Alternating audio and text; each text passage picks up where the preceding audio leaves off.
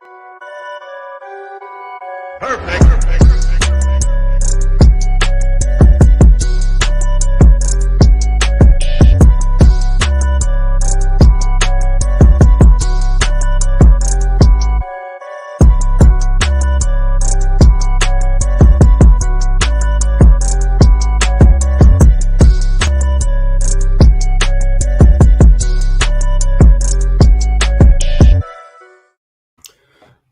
What is up, everybody? Welcome to episode 20. That is right, 20 of Hobby Hotline, the only live call-in show in the hobby with over 200 years experience.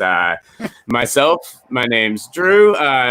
From Let Me Get That Potograph, if you don't know. And joining me this week is Mr. John Newman from Roughing the Passer, Hobby Quick Hits, and of course, Hobby Hotline. What's going on, John? What's and up, man? You forgot. I was gonna say you forgot like the number one show, but hey, we're it's either Mike or Steph. If Mike or Steph want to jump in here, yes. As you can see, there are two instead of three right now.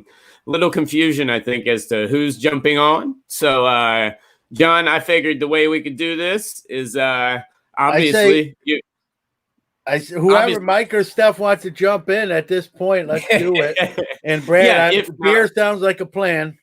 Yes, and if not, guys, feel free. The show, of course, is about you. So call in and join the show. Of course, I'm going to be posting the link right this second in the chat, so you can call in and join the show. But regardless if it's 2, 3, or 6 people end up on the line, Hobby Hotline is back. We apologize for Monday. There were some technical issues we could not get around. So we do it. I'll confess that as my makeup guy was late. I'm already ugly, and there was nothing they could do. And they're like, for the sanity of everyone, just don't air this.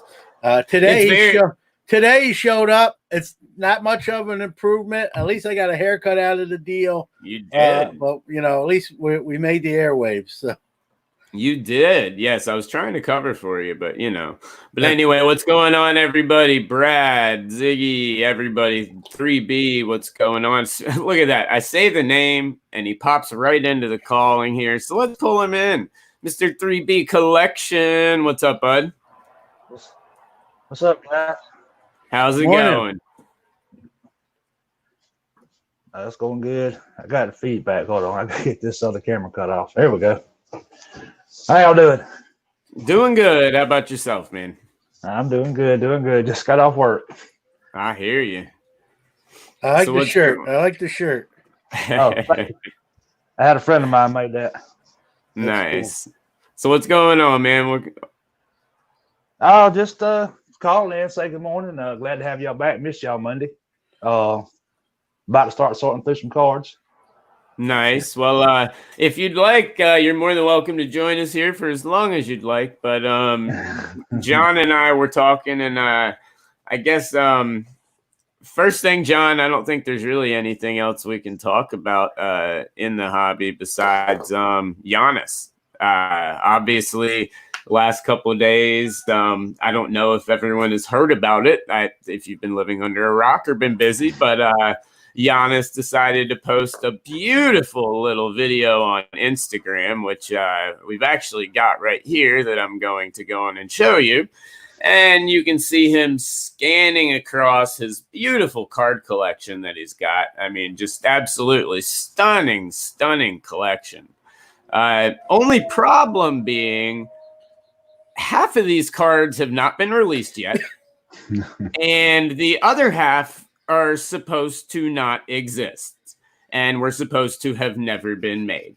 Now, of course, we all know that is not the case, and apparently Giannis has been keeping his cards, pulling a Zach Ryder, which we talked about on Let Me Get That Potograph a while back when Zach Ryder was doing it. The difference is this dude's keeping flawless 101 logo men, which are already probably $20,000, $30,000 cards. He wins a championship. They're a cool couple $100,000 cards. When you guys saw this video, 3B, I'll include you in this as well. When you guys saw this video, what's the first thing that came to your mind? Because this, honestly, when I see the videos of like players signing cards and there's like a pile of them and everything, and everyone gets upset that corners are dinged, I think they do that more as like a picture, and I don't think they're just thrown like you see them being thrown. This, I mean, this blew my mind. What about you guys? John, when you saw this, what was the first thing that came to your mind? I'm going to stick up for Giannis here a little bit. Without the season underway, he's got a lot of time on his hands. He's going to start doing shows, and he needs some inventory to put in the showcases. He's got a lot of downtime, so he's going to be making the show circuit. He doesn't really have a store name yet, so it's just Giannis's cards. Check him out at all the big shows. And all joking aside, obviously I'm kidding there, but I think the blame falls on him and Panini. But I'm going to start with Panini first. I mean, they need to keep tabs on this and tracking and QC, and when stuff comes back and the 101 is not in there, they got to, follow up on that. And there's certain cards like those flawless and natural treasures and stuff like that, where I'm a firm believer. I know you agree with me too, Drew. That stuff's got to be hand delivered. So a representative of Panini, I don't care if you got to fly to 10 cities and get all these cards signed. You got to make arrangements, create an itinerary, meet these athletes and their agents, their publicists, whoever in their entourage, get the card signed, and then bring it back to Panini. You're mailing one-on-ones to athletes. Let's be real. In their daily itinerary, this is not something they really look forward to doing. Nice.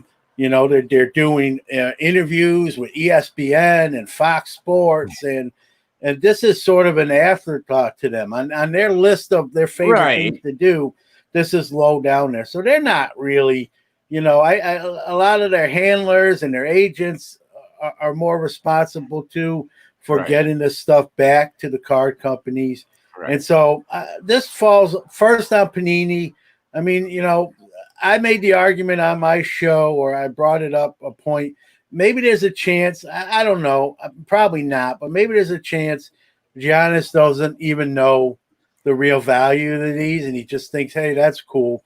But the fact that he's keeping all the one-on-ones leads me to believe, too, he does know the significance. He knows. Now, 3B, we do have a bunch of callers, so before I let you go, I do want to hear your opinion on this as well. Well, I agree with John that they need to have a representative that goes out with these. Yes. Especially like one-on-ones and stuff like that. I mean, if it's a mass signing, that's fine. But when you have something as rare as like a one-on-one that you're expecting to be in a pack and it's not there, and it never has a chance to be there.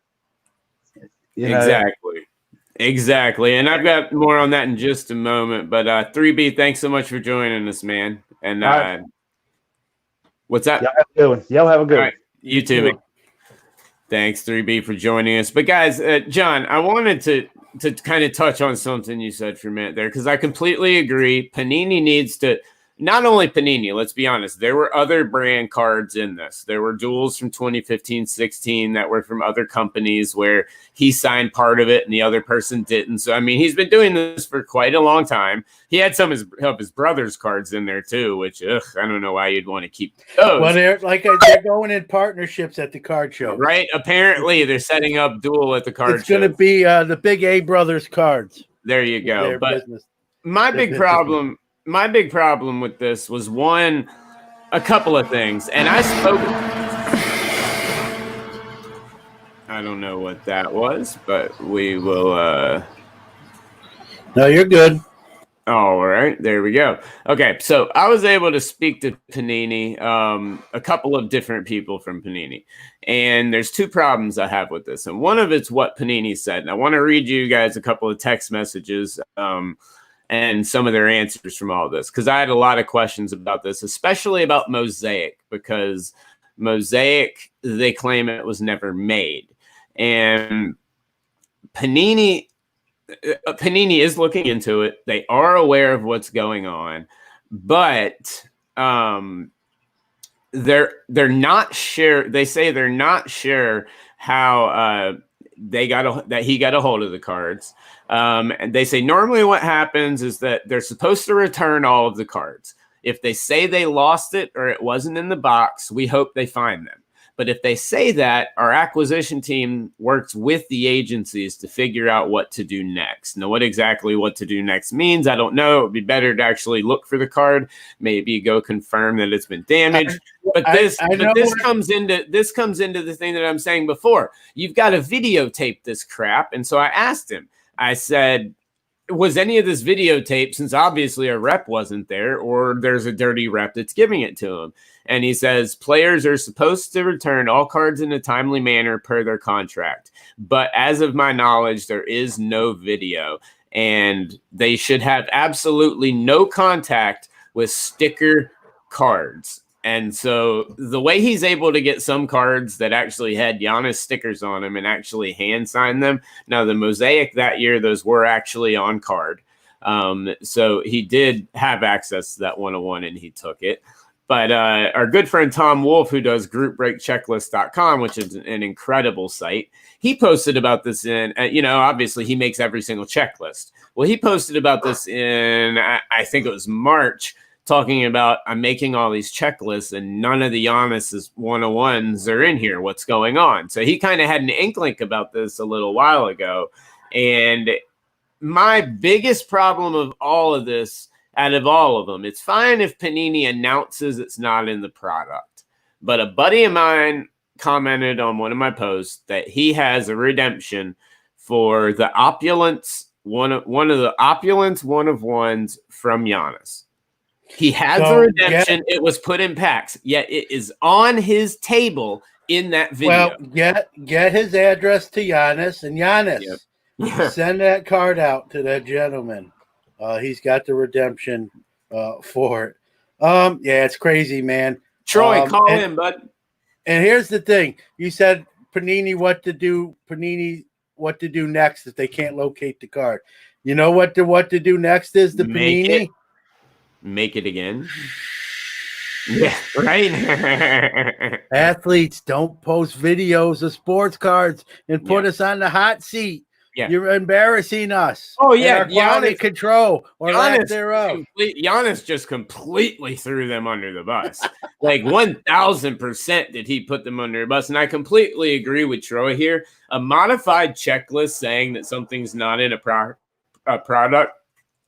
does not cut it to me unless you're going to come out and take a picture. You guys at Panini and any other company, I'm sorry we're singling you out, Panini, but this is what this is about. And if you returned all my emails, then maybe I'd focus on other companies. But I'm sure you're mad at me for something. And I just agree with Troy here. Like, I need to see a picture of these destroyed cards that aren't going to be in it. Like, look, we can't put this in the product, whatever. We're working on something, yada, yada, yada. But a little asterisk that comes out months and months and months later that no one has a clue about just doesn't cut it to me. But, John, we've been apparently we stirred up some conversation as we've got a couple of callers. Guys, we're going to be going first in line. So please, if it takes a few minutes, do not hang up. We are going to get with you. I love the calls. Keep them coming. But first on the line, we've got Josh. What's going on, Josh? Hey, Drew. Hey, John. How's it going, bud? I know I've commented on your page, Drew, about this. And I think there could be a simple solution that could actually build. Whether the companies do it or not, who knows? But the idea of like Super Bowl rings are player signed, and sometimes players just like they don't want, and those hit the market at that point. I think Panini and these other companies could actually take this opportunity to really expand the fact that players want to collect their own cards, issue them a player assigned card. It's its own 1-of-1. It's stamp. This was Giannis's card, or this. Yeah, National Treasures, flawless, Giannis exclusive. Yeah. And then if the player wants to collect it, they have it. It's a special, almost a gift from Panini. But then if that hits the market later on, I mean, imagine the collectability of that compared to 1-of-1. This was, this player's card. Mm-hmm. No, that's a great. I remember you posting that on my page, and I think it's a brilliant idea. So I like it, but most of the players, or a good percentage of the players, are probably going to wind up selling those cards either right away or maybe when their career's over and their bank account goes down a little bit lower than they like, and they realize they don't want to keep the cards. Well, I agree too, but I think that would be cool to get that into the market as well. I mean, yeah. No, absolutely. I like it. And, it sucks for having to talk about this because, like, normally it's someone like Zach Ryder. Yes, Zach, I'll keep throwing you under the bus, Matt Cardena. But, he could win 25 WrestleManias in a row and his cards wouldn't be worth near what Giannis's could be. So now we're dealing with someone that actually is a massive market mover. This is something that, he's keeping cards that would literally set his market. These aren't just random cards. These are the cards he has. They're the ones that set the market for almost everything else. And it's just quite concerning to me. But I do remember that comment on my page, man. And I completely agree with you. I know they have done them in the past. Like Rich Klein said, they do player issue stuff. Chris Harris pointing that out. They did those in Heritage. And they do things like that as well. Players get some of the draft day stuff. But I completely agree with you. If they're just going to allow players to keep cards and let them know, those flawless 2020s that are literally sitting on his table right now, the 101s, if Panini doesn't see this video and get those cards back, then I've got a massive problem because now they know they're not damaged. Now they know they're done. They need to get back to him, although I have a feeling that it's already probably packed out and you're not going to see those, but just a massive disappointment. And like Danny says, he needs to sell those cards to charity or something, in my opinion, because this is just, it's a joke. Right. And I agree with that too. Those aren't his. And that's definitely the wrong image. But hopefully they come to a solution because it's going to become a bigger issue. It is. Whether or somebody else. I think you're going to see future contracts with the players where they actually have to agree not to video or photograph them signing the cards or in possession of the cards, because Panini's got egg on their face, and one way to avoid the problem is sweep it under the rug. They're going to tell the players, please do not post pictures or videos of the cards in your possession. That way, if a 101 is missing, it's going to be a lot more detective work to really figure that out. I know, and I agree with you, John, 1,000%. And I did speak, like I said, with a couple of people at Panini, and one of them, I asked them that specific question. I have it right here. I said, are there any plans to alter contracts from having this being done in the future, because this is a major problem? And they state that it's already in the contract in some way, but anything is possible. So there is already something in those contracts stating that they need to be doing this stuff. And if a rep is not there, it is supposed to be videotaped. So there is a video of him signing these cards somewhere. I would just love to know when he got them. But anyway, Josh, what's up? I was going to say Panini's actions are almost saying that they're more scared the athletes aren't going to be willing to sign for them, and they're willing to do whatever it takes to get those athletes. Exactly. No, that's exactly what it is, man. Well, Josh, thanks so much for the call, man. Josh, have a good weekend. You guys take care. You too. Yeah, no, I agree with Josh, and I think the player issue stuff's a great idea, and I hope they, especially not on every product. I don't think players need player issue Donruss, but I think National Treasure's flawless.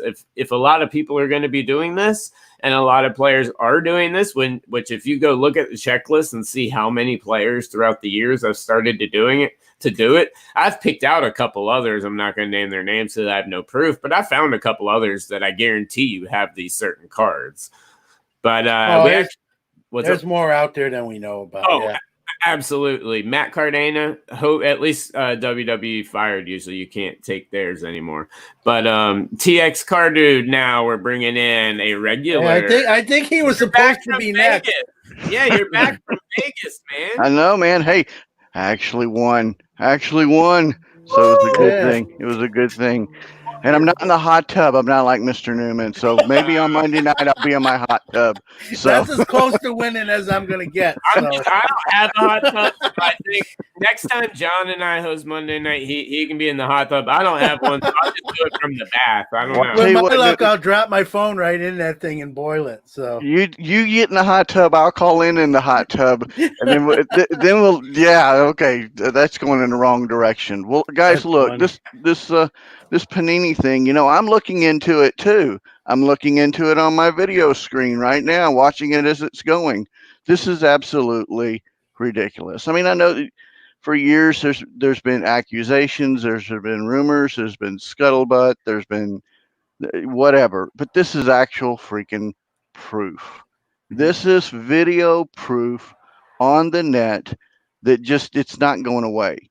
What I ask is, Mr. Newman, what I ask Drew, what I ask Ben, if you're out there, if you watch this, you're listening, this is a chance for you to be a dog with a bone and go after Panini, because Panini's already hard to get. Okay. Yeah.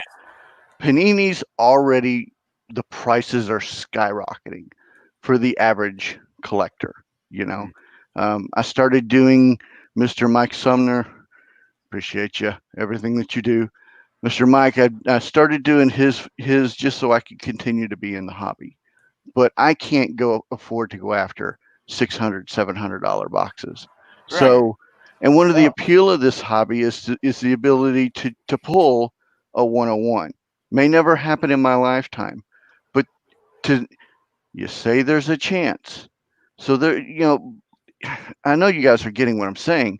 Yes. But I'm asking for the community, Dr. Beckett.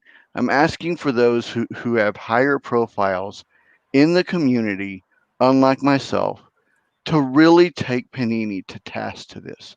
Mm-hmm. Whether they publicly come out and say, we apologize, whether they come out and they take the gentleman to task, whether I'm sorry, this is a breach of contract. Plain and serious. That they need grand theft. Well, the player needs to be sued. Here's the thing. There's probably going to be, it's probably a safe guess, Brad. There's probably going to be a lawsuit of some proportion to pertaining to this. Panini's already being sued for redemptions and other things. And I appreciate you, saying that we need to hold their feet to the fire. And you're exactly right. But I think we all do as a hobby, you and every other hobbyist as well. And how do you do that? I've said this a million times on this show and on my own shows.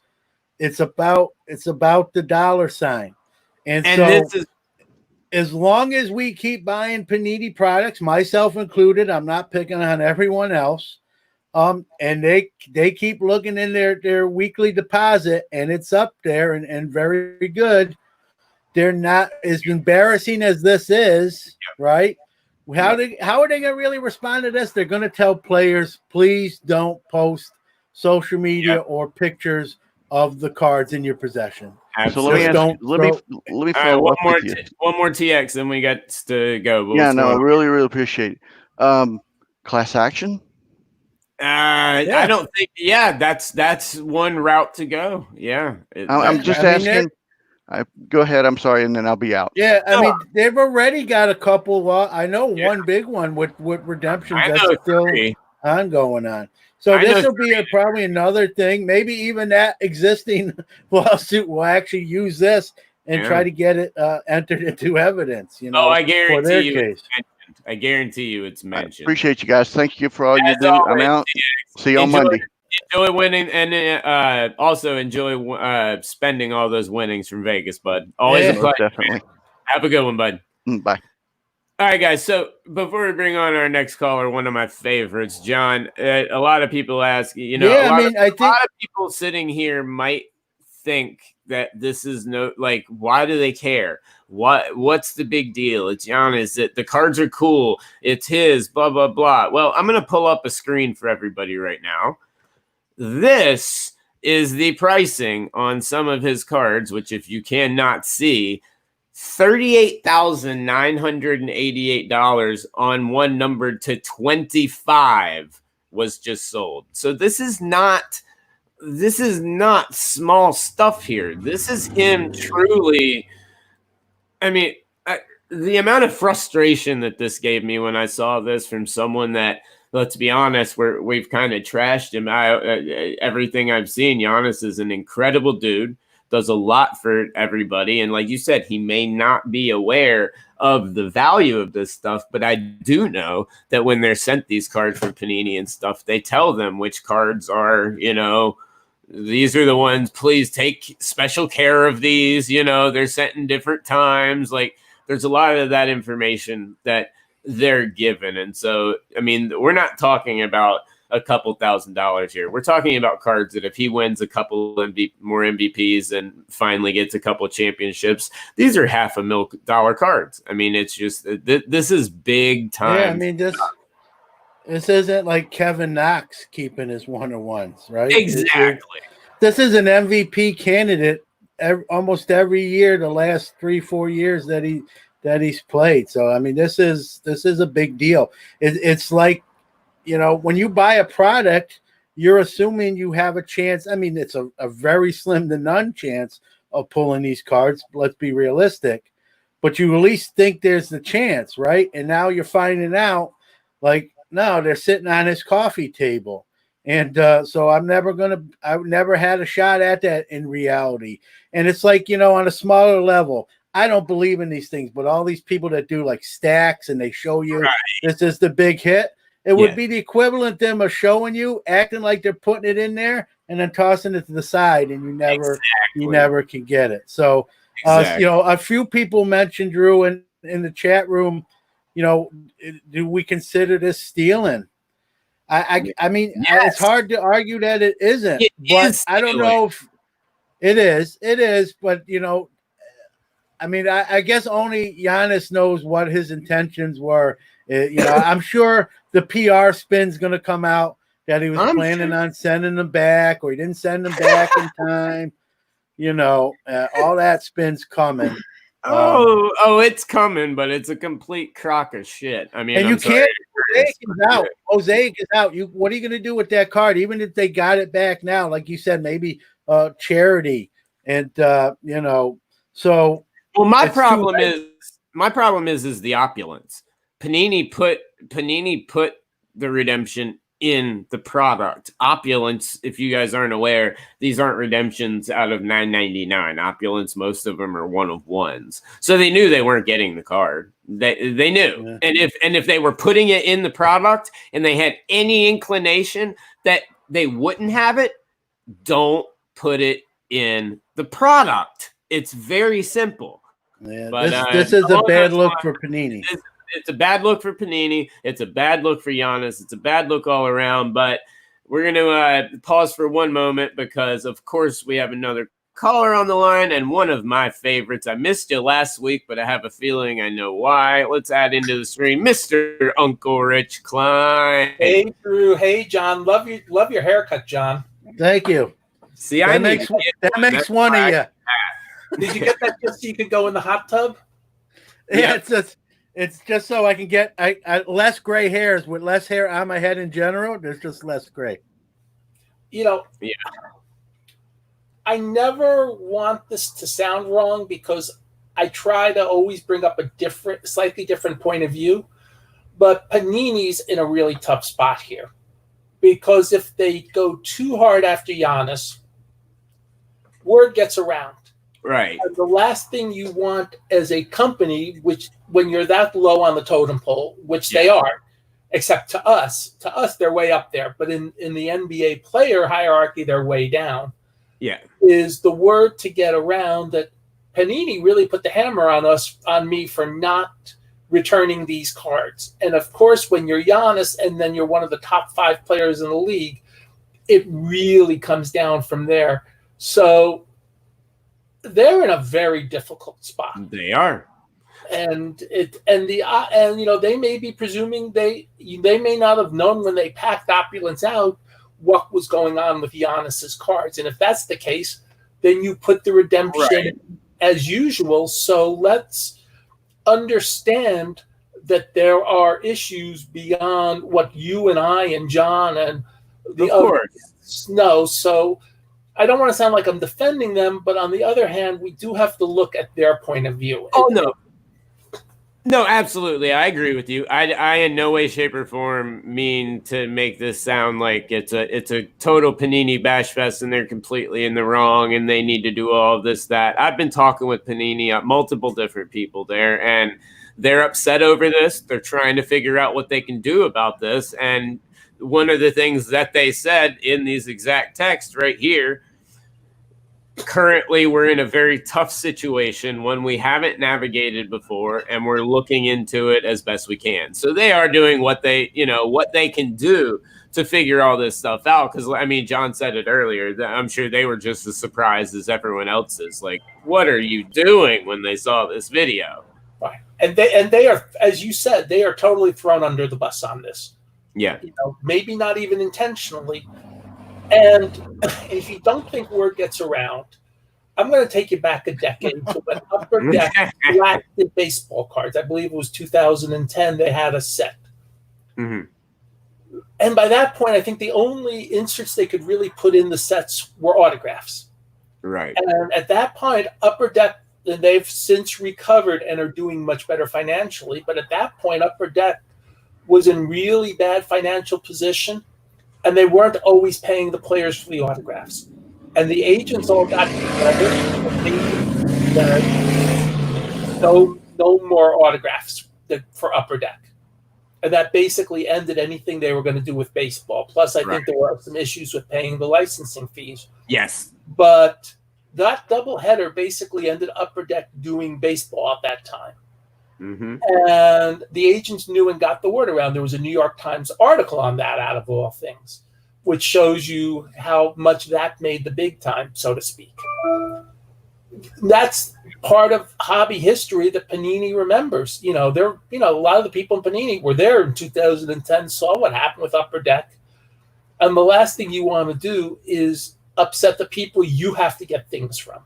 Yeah. And that's why, as you're correctly saying, it's a tricky situation.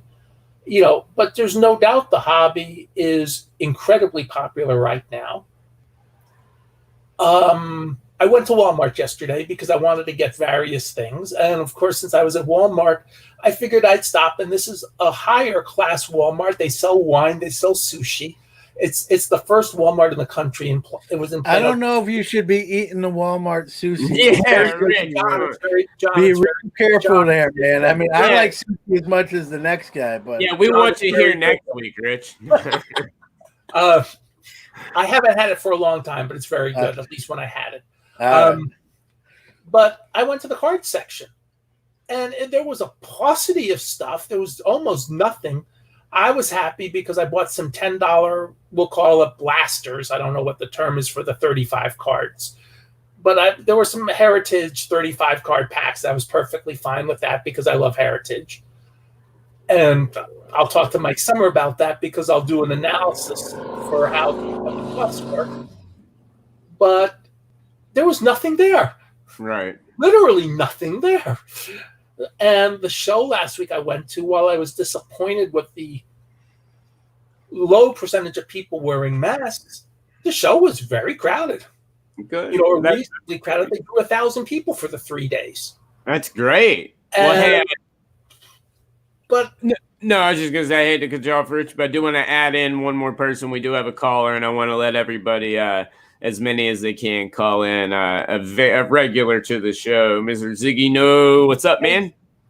Hey, guys. How are you doing? Thank you very much for having me. It's great to be with everybody. Morning. I got a quick question, and I mentioned this in the chat.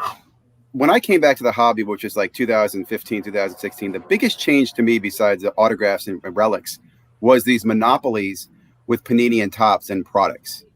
I think that is the root of this problem because, as Newman said, vote with your dollars. Well, I can't vote with my dollars when it comes to Panini. They monopolize basketball. They monopolize football. I can get angry. I can focus what dollars I spend on what products, but I can't do anything else. And so my question is, why don't we, the hobby, lobby or send a petition to the leagues and say, look, it is bad for you to sign exclusive deals with these card manufacturers. I'm sure to them it's a business, and they just think, hey, Panini's gonna give me 100 million, Topps is only gonna give me 50.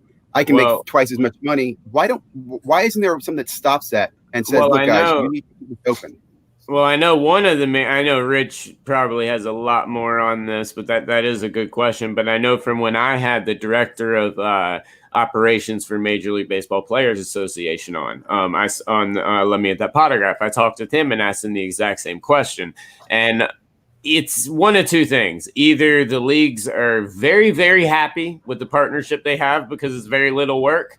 But the other thing, a lot of these companies, especially Upper Deck, even though they're under new management and everything now, they burned a lot of bridges with these people. And they've had contracts with them in the past, and a lot of bridges have been burned. And I think, for one, they love the exclusives because it gives them less work. But I don't think until you see massive new regimes and Band-Aid that's been on that has a lot of time to heal some major issues that went on in the past, would you ever have a chance of seeing that dual license stuff again? Now, of course, you can have the Players Association license stuff, which, I don't have a problem with. But Rich, I know you probably know a little more on this. I've actually written about this. Yes, exactly. And when I wrote about this, I brought up the story of my brother-in-law who was on the verge of getting a contract to do technology for what's now called Globe Life Field. And MLB basically said, we want one technology provider for all the stadiums. We don't want local technology providers. I have the guy who was best man at my wedding used to have an NFL license for licensed photos, that you would buy, let's say, at a card show, to get signed. He now has player licenses. And one of the reasons he no longer has a license is the NFL went from having 300 licenses to 30. Yep. And for the NFL, which is a number I know, think about how many less people you have to have in the office monitoring 30 rather than 300. For the leagues, it makes total sense. For us, it doesn't. I just saw Chris Harris's note about American Needle. It is a legitimate reason. It's why soft drinks are the official drink of the 84. If you remember, go back to the 84 Olympics. Everything was, we are the official detergent of the 84 Olympics. We are the official soda of the 84 Olympics. We are the official candy of the 84. And that's correct. It is simplicity. Can I ask you, when did that change? What year did that? Who made the first exclusive contract? And that had to rattle the market. I mean, and Ziggy, Ziggy, I am going to have to let you go right here, but Rich will answer the question. Thanks for calling. I think we started doing exclusives. I know it started coming down in 2006 when baseball cut at the time Donruss Leaf playoff and went to just 4, which we started 2005 with. Fleer went out of business. Donruss Leaf playoff was cut off beginning 2006.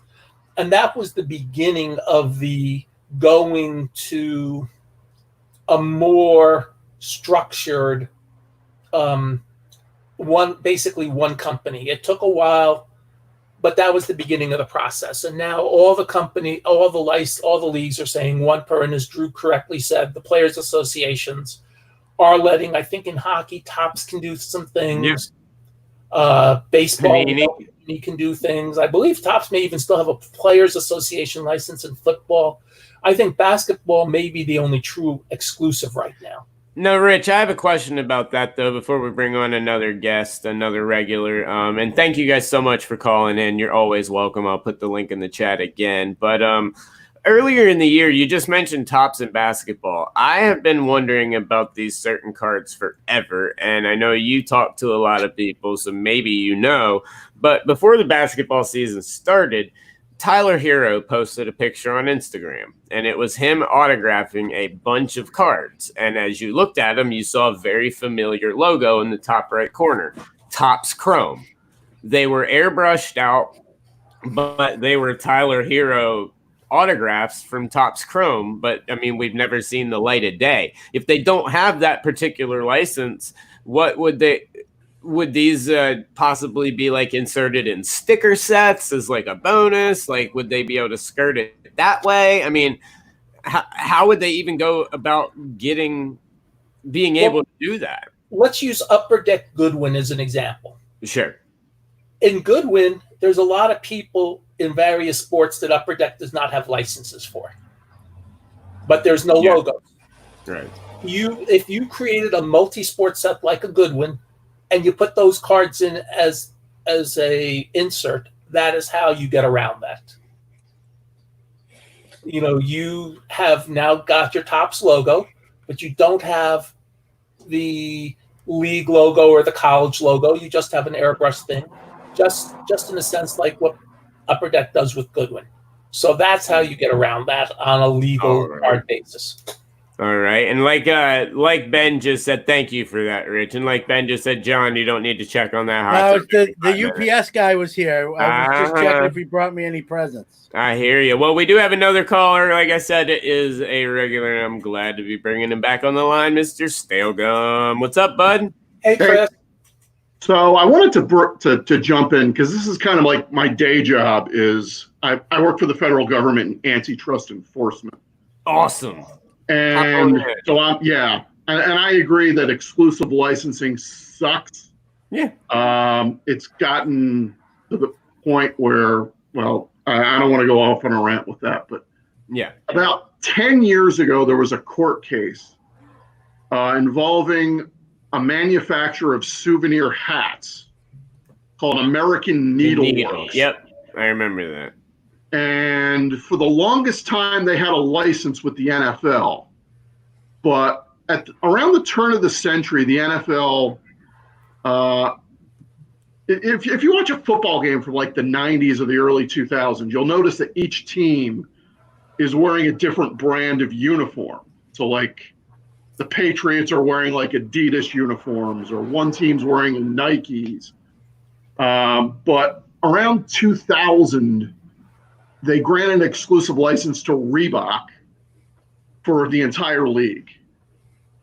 And the reasons for that is that Reebok offered them a ton of money, and that the league came to the conclusion that by offering only one exclusive license, that a company is going to overpay for it, and they'd actually make more money issuing one license than 30 different licenses. Right.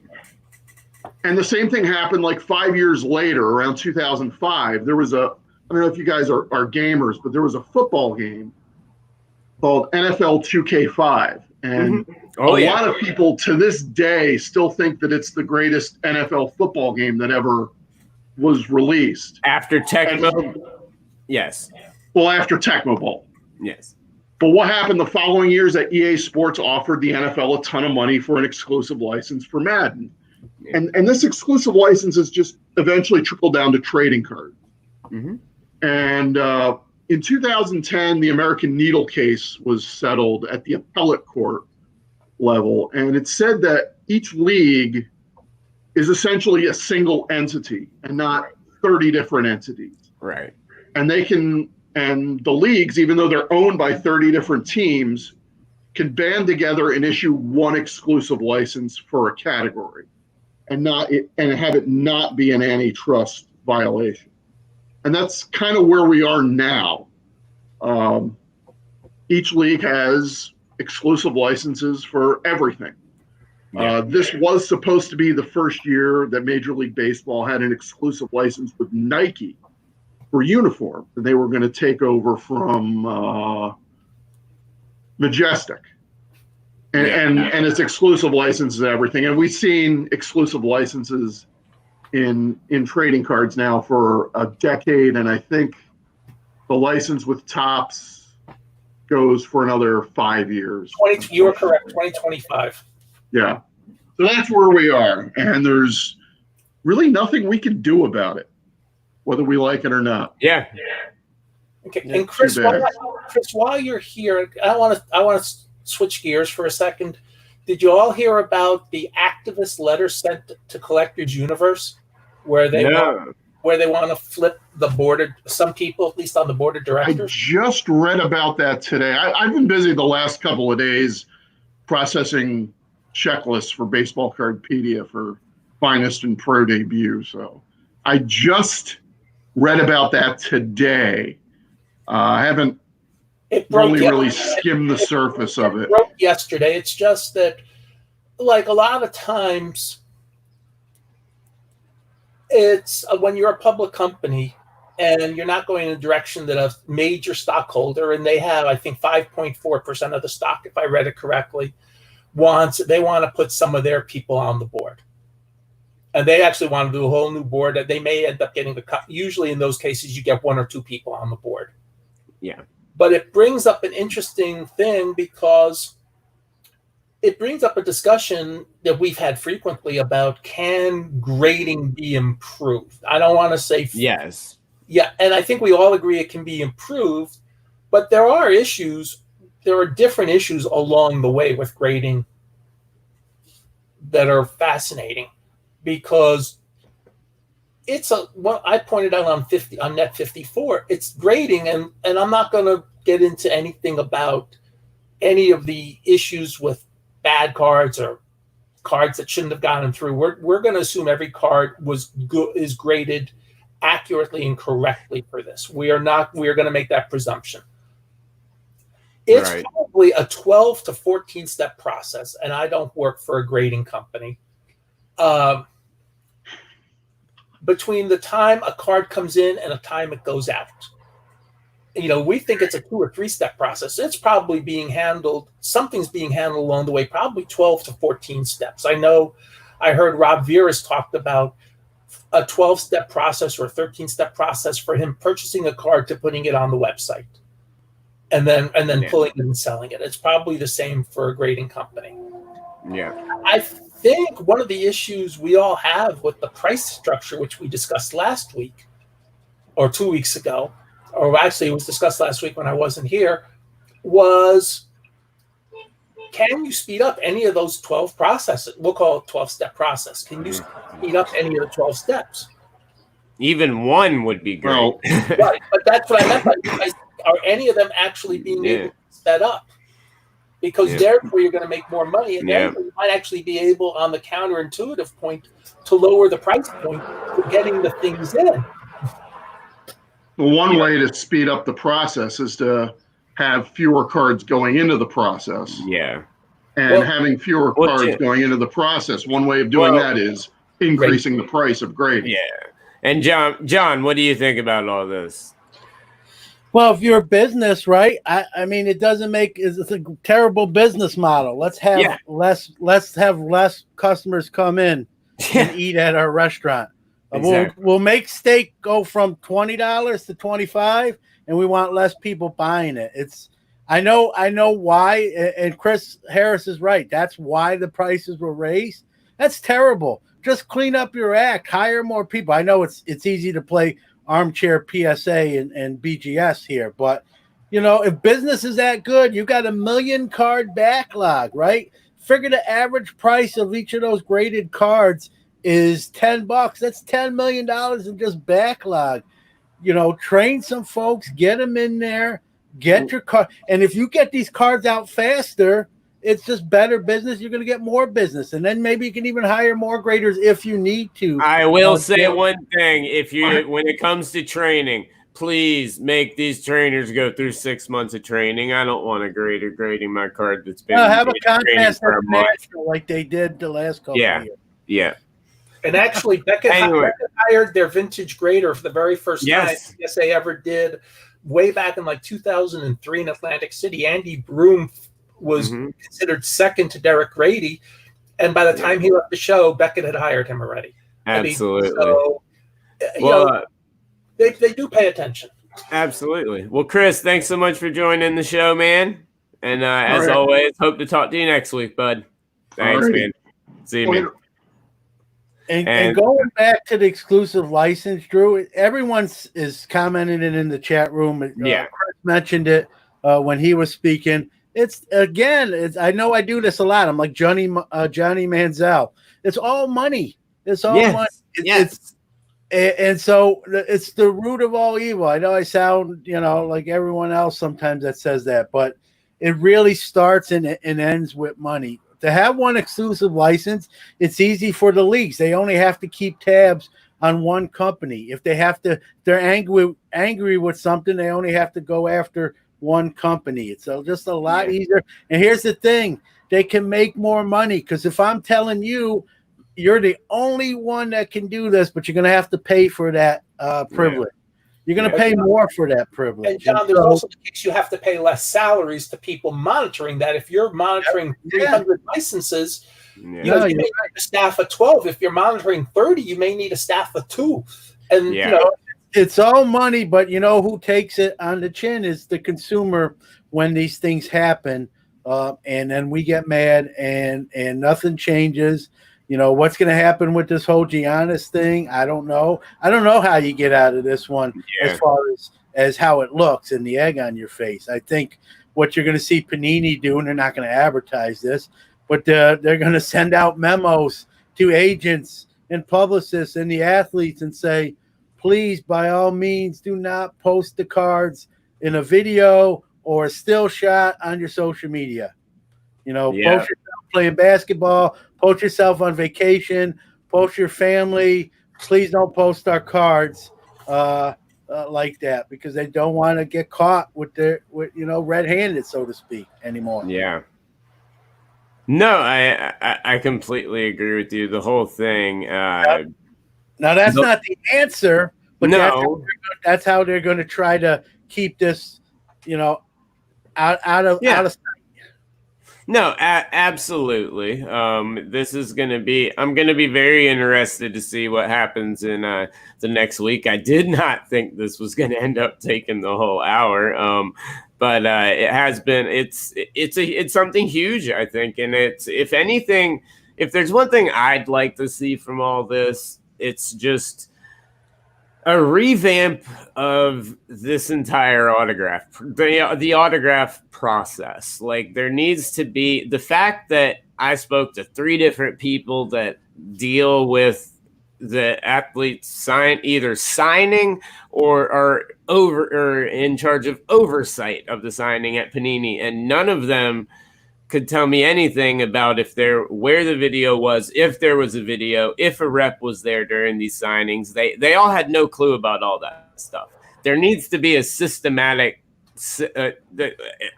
in place where you can track this stuff. Now, maybe 20 years ago when we were making a ton of products and Brady Quinn was your top guy and everything, you didn't care as much. Now you've got a LeBron rookie on auction that's going to fetch $1 million, a Trout that did 950K. This is a big business, big money. It's time to start making sure this stuff is quote unquote legit, because I mean, Giannis has also showed you right there. What if he returns those flawless 2020? On the back of it, it says this autograph is guaranteed by Panini America, blah, blah, blah, blah. How can you guarantee it? You don't know where the video is. You don't know anything. He's got his brother's card sitting right next to him. Their handwriting is very similar. You don't know anything. So if anything, I'd like to see a stricter system in place, and we have the technology and the space. It takes no space at all to fast forward a video and condense it and save it. I mean, the process needs to be overhauled. Otherwise, this stuff's going to continue to happen. And I mean, I would say it's only going to get bigger, but I mean, let's face it, we're talking about one of the top 2 basketball players in the world doing this. Yeah. I mean, with these 1-on-1s, I don't know where you want to draw the line, 5 or under, numbered to 5 and under. These things have to be brought in person to the athlete, signed in front of that employee, Panini top, sleeve, upper deck, can throw them all in there. And then he's to take them back to, corporate and make sure they get in the product.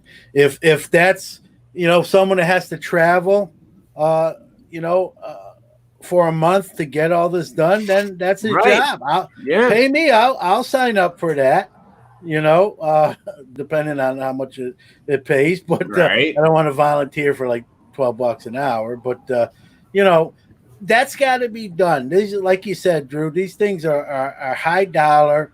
You know, we're in an industry that's unregulated. This is not Wall Street, but and I'm not saying we should be regulated, but there's got to be some, onus on these companies to ensure what they're advertising in these packs, in these boxes, in these cases is actually in there. Yeah. Because, imagine any other industry that says, hey, at the publisher clearinghouse, the $1 million prize, and then they never give it to anybody. They just say we're giving it out this year. Yeah. We'll be at your door, and they never knock on anyone's door. Right? Upper Deck back in the day had a guy on their payroll named Larry Jordan. Mm-hmm. Larry is Michael's brother. Oh. And I'll give you 3 guesses why they made sure he was very good, by the way, so I don't want to say anything bad. He was very, very good. He did a great job. I've never heard a bad thing that he took advantage of anything, his name or anything. But one of the reasons Larry was hired, it basically made sure Michael signed whatever he was supposed to sign. And it was, we don't know if it was a condition of Michael's contract with Upper Deck. I don't know, and that's not my business. But Larry was an Upper Deck employee and fairly high up. And it pretty much guaranteed that anything you got from Michael Jordan was good. And I'm not saying that Giannis's brother needs to work because he's a good NBA, he's a decent NBA player himself or a decent, basketball player. But it was a good way around for Upper Deck to make sure all the Michael Jordan stuff was good. Yeah. Real quick, Hamburger mentioned when we were talking about grading, he said just stop grading worthless cards, problem solved. Worthless base cards, problem solved. The issue there comes in is what's worthless to you, John, me, could be very valuable to someone else. No one in their right mind would grade Bryce Williams. I'm grading my entire Bryce Williams collection. But I saw that comment too, and with all due respect to the author, what is that line? You know what I mean? I've sent the $5. I'm gonna be honest with you. I've sent the $5-6 card for grading. It pulled the 10, and now that thing's worth $50 to $75. How is that a bad deal for me? Exactly. I'll define worthless this way. Pedro Alvarez is the first person from my high school ever to make the major leagues. Mm-hmm. I keep some Pedro Alvarez cards just, as I accumulate stuff just because, hey, he's the first one from my high school. What if I set them in for grading? Not because they're worth anything. He was a decent major leaguer, but I want better protection for the cards.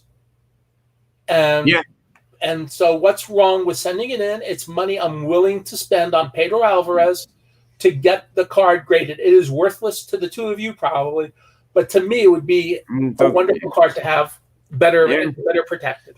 Yeah.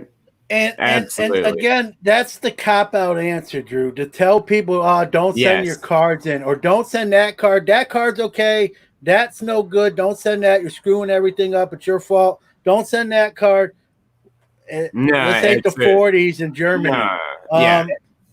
The onus is on the companies to provide customer service. You can't get the product back into the consumer's hand in time. Fix it. It's not my fault. I sent 40 cards to PSA. It's not. I'm doing them a service. That's a $400 bill in their pocket. Don't blame me. Blame PSA. They're not doing their job. I'm doing my job as a consumer. I'm keeping transactions in the market. I'm keeping money flowing in the hobby. Don't tell me don't send my cards. Don't tell me don't send my cards. I don't tell you what to do. As you can tell, John doesn't care at all about this. So I love it. I love it. Your cards. If it's $3.50 or left. Or less. Oh, wow. And what are we going on? eBay comps, Beckett price guide, Jimmy's card book in Oklahoma. When I was at Beckett centuries ago, a good rule was 15%. This is America. This is America. Free enterprise. Send any card you want as long as you pay for it, and don't trim them. You don't trim them or alter them. I don't care if you send Pedro Alvarez or Pedro Martinez. Send your Pedros. Vote for Pedro. As long as you vote for correct? Yeah, as long as you vote for Pedro, Rich, that's right. Don't tell me I can go to this restaurant and order a hamburger here and no French fries here. What is that? That's the biggest cop out. I wish I had a beat. I know. And what I want, I want SGC, PSA, BGS, Good Morning America grading, whatever, Mint grading company. I pay for it. Don't tell me what I pay for, what to do with it. Okay. No one's ever done that before. I'm not looking for that now. The onus is on the grading companies to fix their problems. I don't work for PSA. I don't work for Beckett. Fix your problems. I'm not the problem. I'm sending to you. I'm the solution to your problem. I'm putting money in your bank account. I'm getting your payroll to pay your current employees. Maybe you need more employees. Yep. If you want to raise prices, John, I agree with you to some extent. I will say that even though they were behind before, the last 3 months has exacerbated the problems. Yeah. I understand COVID-19 has not helped. But this was going on, though. Here's the thing, Rich. This was I'd give them a pass, except this was an issue. I agree. Everybody fell behind before, but it's just been exacerbated. I mean, it's been made worse. And I won't argue that. What I'm arguing is don't blame me or don't blame any other consumers for what cars we're sending. Grading companies. We are supporting the card companies when we go to Walmart and clear out the shelves. You know, it's not an excuse. It's just exacerbated. Brad, it's exacerbated. Yes. Yes. I completely agree with you, Rich. And John, I completely agree with you as well. I got to go. I don't even have high blood pressure medicine yet. I know. Go get some. Yeah. Hey, by the way, that may actually help with COVID-19 having high blood pressure medicine. That's very true.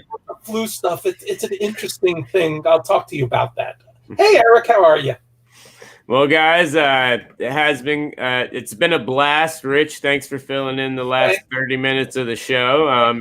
We ran a little over, guys, but thanks so much for joining us. Rich, you got anything going on? I know last week you were at your show, I believe, right? I was at a show. There was a note I saw, a couple things I saw. A note, somebody asking about calling a promoter that hasn't canceled yet from Beckett. To whether you call, absolutely. If you see a show listed in your area, call. Yeah. I tried to get my June show taken out of the Beckett show calendar, and I know who does it.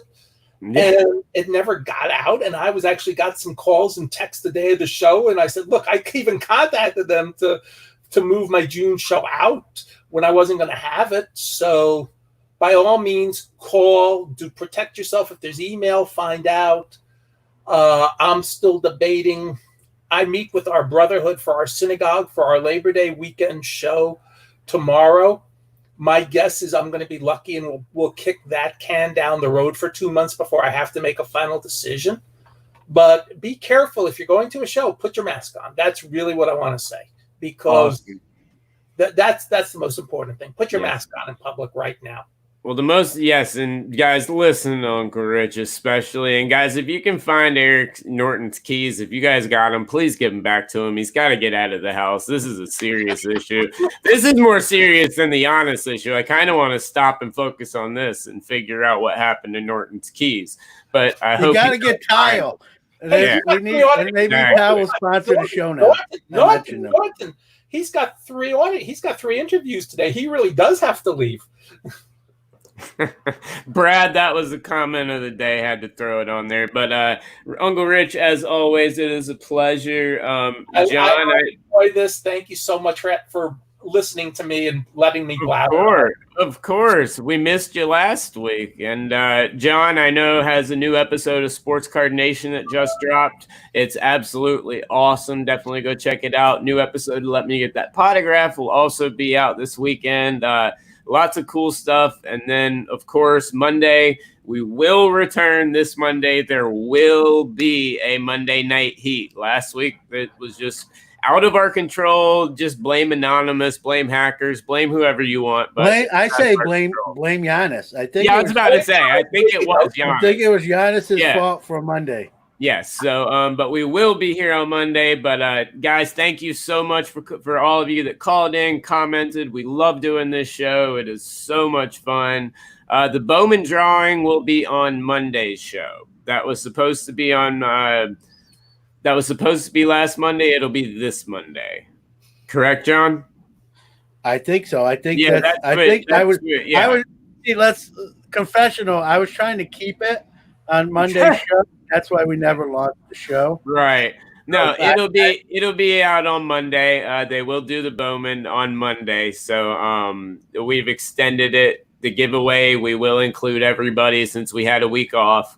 So They, keep getting it a chance just to get in. it just came across my phone. Giannis posted a video. He's got Eric Norton's keys too. So the guy's got everything. The guy's got everything. He's got it all. There you go. So Eric, at least we found him finally. Thank goodness. But unfortunately, Eric, it doesn't look like you're leaving the house any soon because Giannis don't like to give stuff back apparently. But anyway, y'all, thank you so much. We will see you guys on Monday. For Uncle Rich and Mr. John Newman, my name's Drew. We'll talk to you next week. Bye-bye. Perfect.